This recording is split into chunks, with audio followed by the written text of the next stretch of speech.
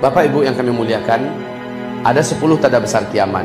7-nya orang Islam akan menyaksikan kejadiannya. 3-nya orang Islam dan orang beriman tidak akan pernah menyaksikan kejadian tersebut. Nah, kata Rasulullah SAW, umatku di muka bumi akan menjalani 5 fase sejarah sejak aku diutus sebagai Nabi dan Rasul. Sampai kepada wafatnya seluruh umatku di muka bumi, ada 5 fase yang akan dilalui oleh umatnya. Ya, sejak beliau diutus sebagai Nabi dan Rasul sampai umatku wafat serentak. Finishnya adalah pada tanda besar kiamat yang ke-7 kan.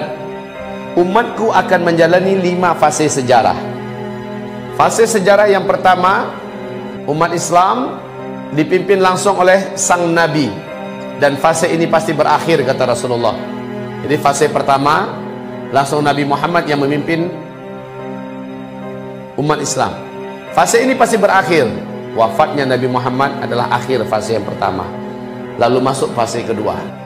Pada fase kedua, umat saya dipimpin oleh para khalifah-khalifah yang cerdas dan mulia, yang menghidupkan konsep kenabian. Fase ini pun pasti berakhir, fase khilafah ini. Di hadis yang lain Nabi mengatakan berlangsung selama 30 tahun. Ternyata benar. Wafatnya Khalifah Ali bin Abi Thalib adalah akhir fase yang kedua ini, berakhir. Lalu Nabi mengatakan, umat saya masuk pada fase yang ketiga. Pada fase yang ketiga ini, Rasul mengatakan, mereka akan dipimpin oleh para khalifah-khalifah yang menggunakan sistem kerajaan. Gelarnya tetap khalifah, gelarnya, tetapi sistem yang digunakan sudah sistem kerajaan. Jika dia sang khalifah meninggal, langsung digantikan oleh ahli warisnya. Ini udah kan sistem kerajaan namanya tuh. Ya. Fase ini ternyata diisi oleh 3 dinasti. Dinasti Bani Amawiyah, dinasti Bani Abbasiyah, dan dinasti Bani Utsmaniyah. Fase ini pasti berakhir, kata Rasulullah. Benar, Pak. Sepakat ahli sejarah mengatakan fase ini telah berakhir dalam kejadian tanggal 3 bulan Maret tahun 1924. Apa yang terjadi pada fase ini, penutupan ini? Runtuhnya Khilafah Islamiyah Al-Utsmani, Utsmaniyah di Turki, oleh Mustafa Kemal Pasha. Jangan Ataturk, Pak. Kalau Ataturk itu adalah gelar kehormatan dari bahasa Turki untuk pahlawan besar, pahlawan agung. Itu penghancur khilafah itu apa? Pahlawan besar dia. Makanya sudahlah, Mustafa Kemal Pasha Al-Mal'un, cocok ya. Baik kaum muslimin, fase ketiga telah selesai. Kita sekarang sedang ada di fase keempat, dan fase ini tidak lama. Pada fase keempat, ternyata di penghujungnya, disinilah urut-urutan tanda besar kiamat yang pertama, kedua, ketiga, keempat terjadi. Fase di mana kita hidup sekarang, dan fase ini tidak lama. Oke, kaum muslimin yang kami muliakan, ini fase keempat. Nabi mengistilahkan fase ini dengan sebutan fase kediktatoran. Ciri khas fase ini adalah umat Islam tidak dipimpin oleh seorang khalifah pun.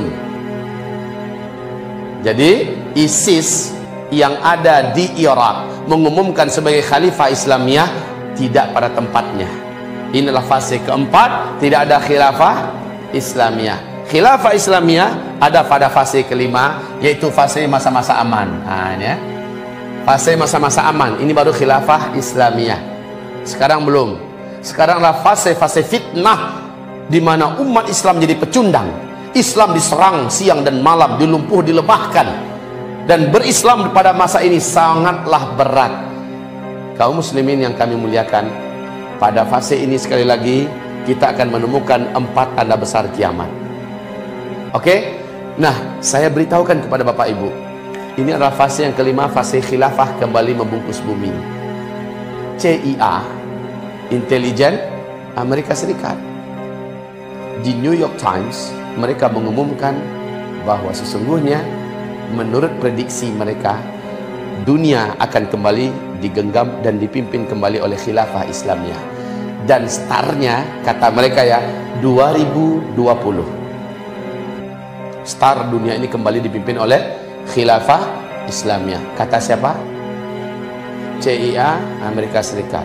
KGB Rusia lain lagi. intelijen Rusia. Mereka mengatakan puncak jaya-jayanya khilafah Islamiyah ini adalah pada tahun 2025. Pada tahun 2000 ini puncak jaya-jayanya.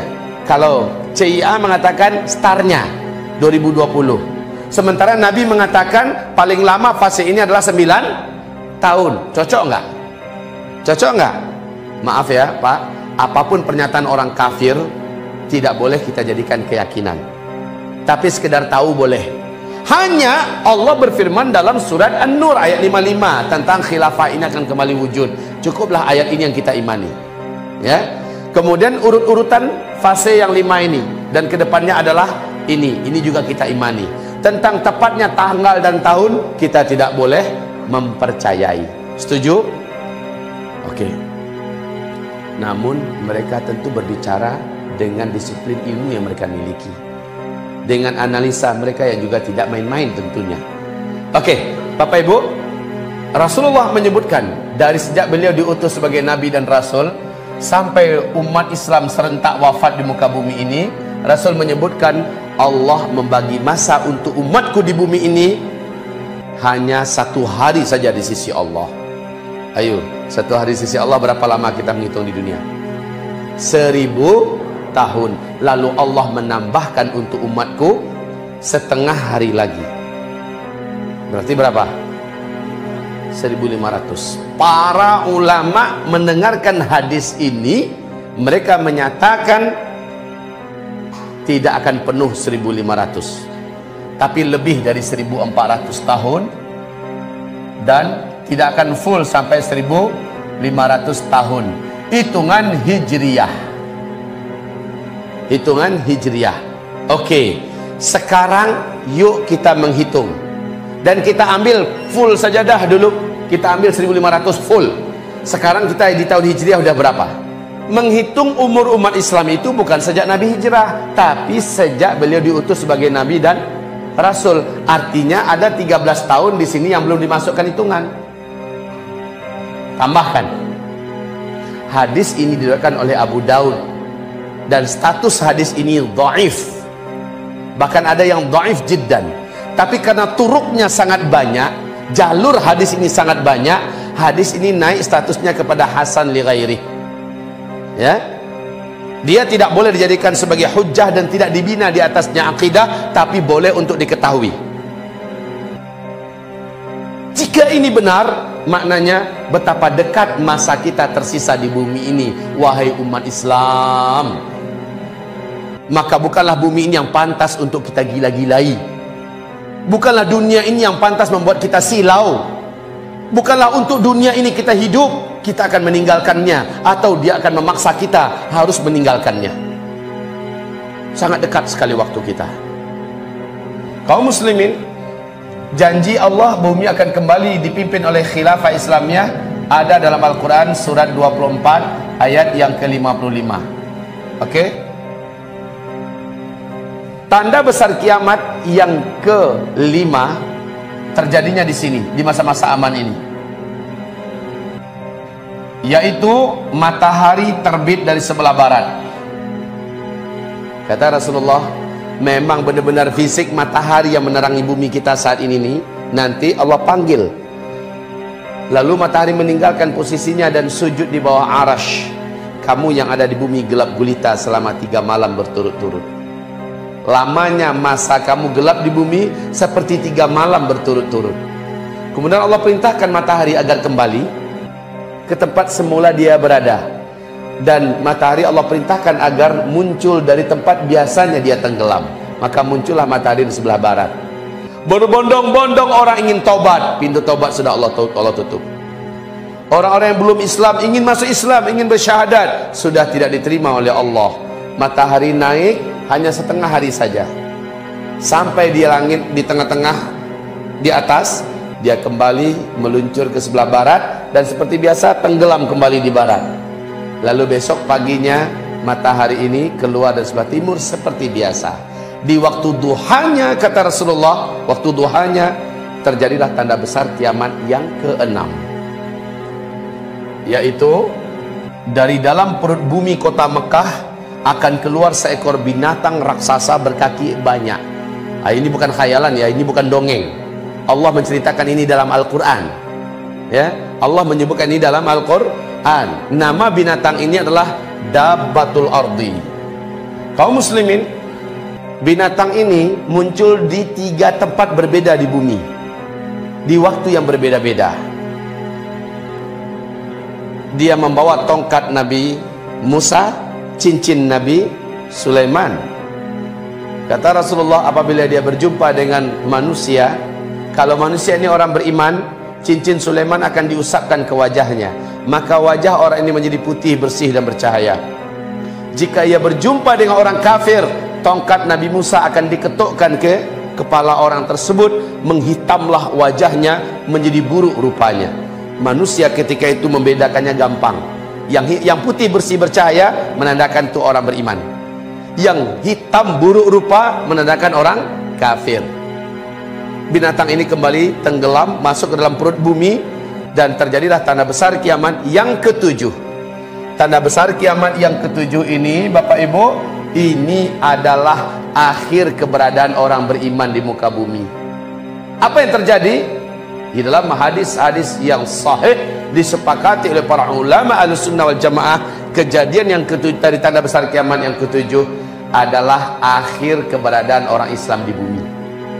Akhir keberadaan umat Nabi di bumi. Apa? Yaitu angin lembut kematian bertiup dari timur, kata Rasulullah. Di hadis yang lain Nabi menyebutkan yaitu Yaman, bertiup dari Yaman.